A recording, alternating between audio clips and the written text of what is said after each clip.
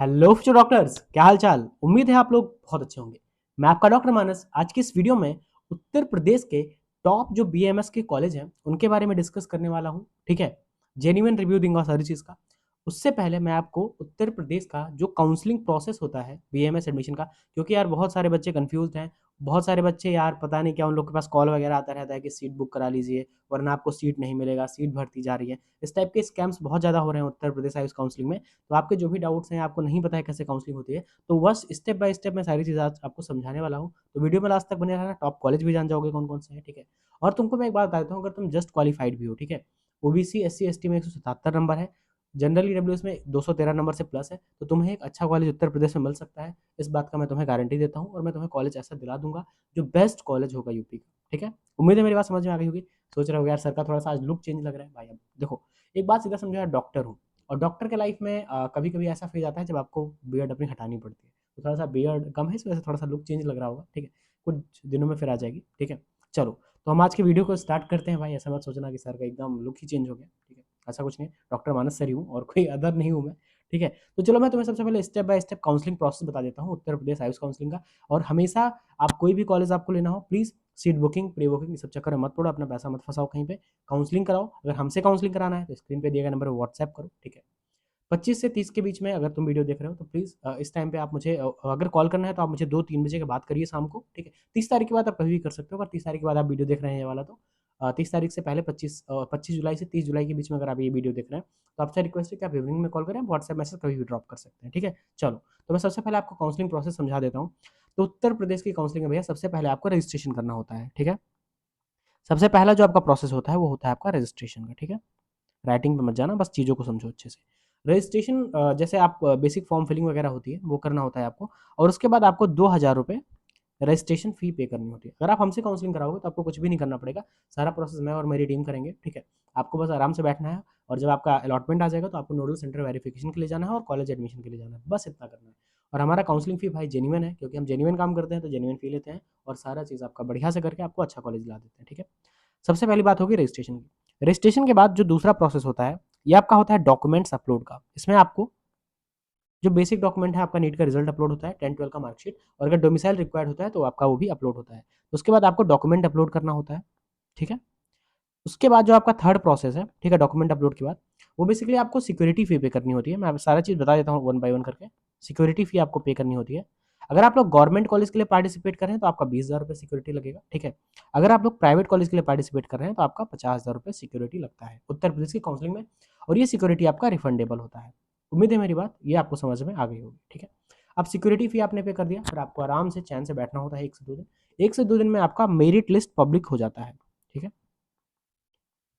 तो जो आपका मेरिट लिस्ट है वो आपका पब्लिक हो जाता है। अब आपकी मेरिट लिस्ट आ गई। ठीक है, तो इसके बाद भैया हमें चॉइस फिलिंग करना होता है। क्या करना होता है? Choice filling. ठीक है, जिसमें मैं और मेरी टीम पूरी हेल्प करती है। ठीक है, हमसे कराओगे ना तो बेस्ट कॉलेज जो होंगे वो आपको फिल किए जाएंगे और आपको बेस्ट कॉलेज अलॉट कराया जाएगा जो भी आपके मार्क्स पे पॉसिबल होंगे। ठीक है, अब भैया आपने चॉइस फिलिंग कर दी, उसके बाद लास्ट में आता है आपका अलॉटमेंट। ठीक है, अलॉटमेंट का मतलब कि आपको कौन सा कॉलेज अलॉट हुआ। अब जब अलॉटमेंट आ गया उसके बाद हमें क्या करना होता है? उसके बाद भैया हमें एनएचएमसी लखनऊ जाना पड़ता है। किसके लिए? डॉक्यूमेंट वेरिफिकेशन के लिए। ठीक है, तो राइटिंग पे मत जाना है, मैंने इस पर नॉर्मल लिख दिया है। ठीक है, फिर आपको लखनऊ जाना होगा अपने डॉक्यूमेंट वेरिफिकेशन के लिए। फिर आपका जब डॉक्यूमेंट वेरीफाई हो जाएगा देन आप लास्ट में जाओगे कॉलेज फॉर एडमिशन। ठीक है,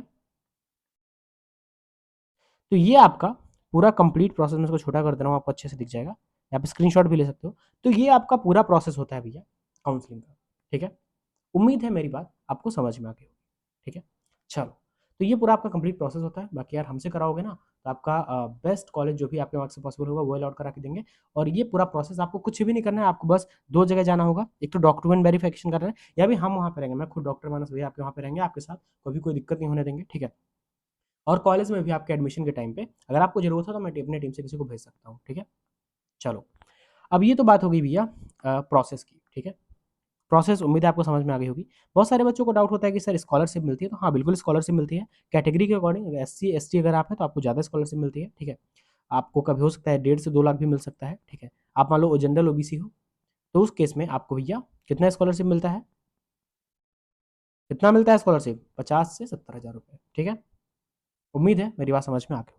चलो अब हम आपको बताते हैं कौन कौन से यूपी के टॉप कॉलेज हैं जो आप कंसिडर कर सकते हो। बेसिकली देखो कॉलेज तो बहुत सारे यूपी में बहुत अच्छे हैं, बट कुछ अभी मैं ऐसे मेरे दिमाग में आ रहा था तो मैंने उनको नोट डाउन कर लिया, मैं आपको बता देता हूँ। ठीक है, देखो सबसे पहले यार तो गुरु गोरक्षनाथ है। ठीक है, सभी को पता है भैया सबसे जो टॉप पे है यूपी का कॉलेज है गुरु गोरखनाथ। अब यार इस कॉलेज के नाम पे बहुत सारा स्कैम हो रहा है अभी। तो एक बात आप समझो कि अगर आपका ऑल इंडिया रैंक 2 लाख के अंदर है तभी आपको ये कॉलेज मिलने वाला है, इसलिए प्लीज स्कैम में मत फंसो। बहुत सारे बच्चों का 4 लाख रैंक है, 5 लाख रैंक है, उनको भी काउंसलर्स बोल रहे हैं कि दिला देंगे, नहीं मिलने वाला है, मैं बोल रहा हूँ। ठीक है, तो प्लीज अगर आपका 2 लाख रैंक तक है तभी ये कॉलेज एक्सपेक्ट कीजिए, उससे बाहर है मत कीजिए एक्सपेक्ट।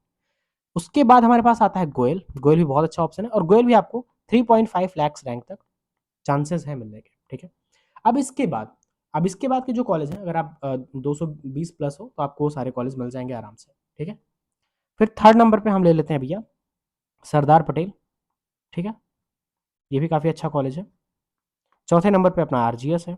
ठीक है, ये दोनों लखनऊ के कॉलेज हैं, गोयल भी लखनऊ में है, तीनों लखनऊ के कॉलेज हैं। ठीक है, फिर बरेली के कुछ अच्छे कॉलेज हैं उनका हम बात कर लेते हैं। ठीक है, तो इसमें आपका है भैया रोहेलखंड, काफ़ी अच्छा कॉलेज है, करिकुलम वगैरह इनका बहुत अच्छा है। ठीक है, फिर उसके बाद आपका धन्वंतरी है, ये भी काफ़ी अच्छा कॉलेज है। ठीक है, और एक आपका गंगाशील है, और 8वें नंबर पे राजश्री। ये आप नोट कर सकते हैं, ये सब बरेली के अच्छे कॉलेजेस हैं। ठीक है, फिर हम बात कर लेते हैं नेक्स्ट, इन्हीं को मिटाल के मैं लिख देता हूँ यहाँ पे। 8 कॉलेज मैंने लिख दिए हैं, आप नोट डाउन कर लेना सारे। ठीक है,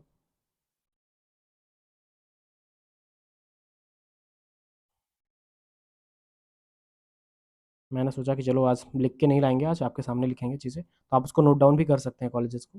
ठीक है, चलो भाई, तो बेसिकली हमने बरेली के कॉलेज कवर कर लिए थे, अब हम मथुरा की बात कर लेते हैं। ठीक है, तो मथुरा में 2 कॉलेज बहुत अच्छे हैं, एक तो आपका संस्कृति यूनिवर्सिटी।